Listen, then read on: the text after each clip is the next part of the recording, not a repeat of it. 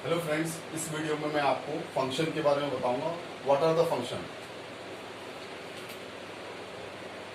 कोई भी रिलेशन हमारे पास हो, रिलेशन का मतलब कोई मेंबर एक सेट का उसी सेट के दूसरे मेंबर से कनेक्टेड हो या दूसरे सेट के किसी मेंबर से कनेक्टेड हो तो वो रिलेशन में होते हैं। इफ ए एंड बी दो मेंबर ले लिए किसी सेट के, अगर वो कनेक्टेड है आपस में तो वो रिलेशन में है। रिलेशन ही एक तरह में फंक्शन होता है आपका, एक तरह का फंक्शन का रिलेशन होना जरूरी है। अगर रिलेशन है तो जरूरी नहीं है फंक्शन हो, लेकिन फंक्शन है तो ये 100% है। अगर फंक्शन है तो वो रिलेशन होगा, लेकिन रिलेशन है तो ये जरूरी नहीं है कि फंक्शन हो। May be, may not be, ये 100% ट्रू है कि अगर कोई फंक्शन है आपके पास तो 100% वो कोई रिलेशन होगा। अगर कोई रिलेशन है, दो मेंबर कनेक्टेड है आपस में, तो जरूरी नहीं है कि वो फंक्शन की तरह वर्क करेगी। इसके बारे में आगे देखिए, मैं डायग्राम, एरो डायग्राम से बताऊंगा आपको। ये डायग्राम दे रखा है आपको, A B C 1 2 3 4। A B C set A है, ये सेट बी है। सेट ए के मेंबर मैं कनेक्ट करूंगा सेट बी के मेंबर से। तो आप इसमें देखिए, सेट ए का ए मेंबर कनेक्टेड है 1 से, कनेक्टेड मतलब रिलेटेड, मैंने पिछले वीडियो में बताया था। बी मेंबर कनेक्टेड है आपका 2 से, और इसमें देखिए ए आपका सपोज 3 से भी कनेक्टेड है, ए 1 से भी कनेक्टेड है, ए 3 से भी कनेक्टेड है। तो ऐसे रिलेशन जिसमें एक मेंबर, पहले सेट का एक मेंबर दूसरे सेट के दो मेंबर से कनेक्टेड होता है या दो से ज्यादा से कनेक्टेड होता है, तो ऐसे केस में वो रिलेशन फंक्शन नहीं होता। तो इसका मतलब है not a function.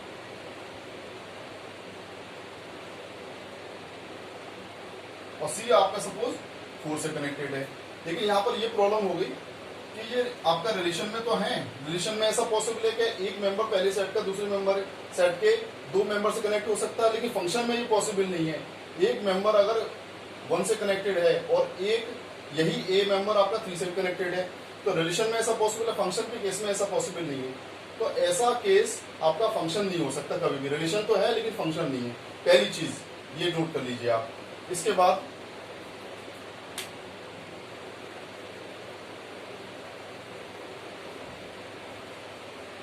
Arrow diagram ही लूंगा मैं। ये एरो डायग्राम के लिए मैंने दो बना लिए आपके, सेट ए और ये मैंने ले लिया set B. A B C 1 2 3 4, 4 member है इसमें, 1 2 3 4 सेट बी में। सेट ए में आपके ए बी सी 3 मेंबर हैं। अब इसमें देखिए, ए का कनेक्शन 1 से है, बी का कनेक्शन 2 से है और सी का कनेक्शन 3 से है। या ऐसा करिए कि सी किसी से कनेक्टेड नहीं है, मेरे डिफरेंस समझाना है ना।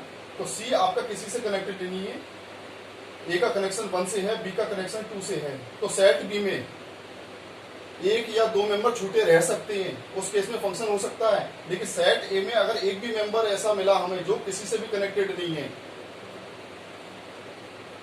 तो ऐसा केस में भाई रिलेशन में तो ये पॉसिबल है कि अगर ए का पेयर 1 के साथ बन रहा है तो बी का हो सकता है कि किसी और सेकंड सेट में किसी एलिमेंट के साथ ना बन रहा हो। रिलेशन में तो ऐसा हो सकता है, क्योंकि आर आपका सबसेट होता है ए क्रॉस बी का, ये तो पॉसिबल है। लेकिन कोई मेंबर रिलेशन में छूटा रह जाए फर्स्ट सेट में, जिसका कनेक्शन या रिलेशन किसी दूसरे मेंबर के साथ सेकंड सेट में ना हो, तो ऐसे केस में भी ये रिलेशन आपका फंक्शन नहीं हो सकता, नॉट अ फंक्शन।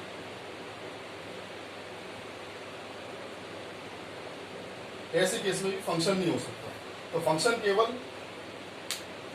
के केस में केवल यही दो ही चीज ओमिट होती है हमारी, दो ही चीजों को हम नेग्लेक्ट करते हैं कि कोई मेंबर सेट ए में ऐसा ना रह जाए जो कनेक्टेड ना हो दूसरे सेट के किसी मेंबर से, या एक मेंबर पहले सेट का दूसरे सेट के दो मेंबर से या दो से ज्यादा मेंबर से कनेक्टेड ना हो।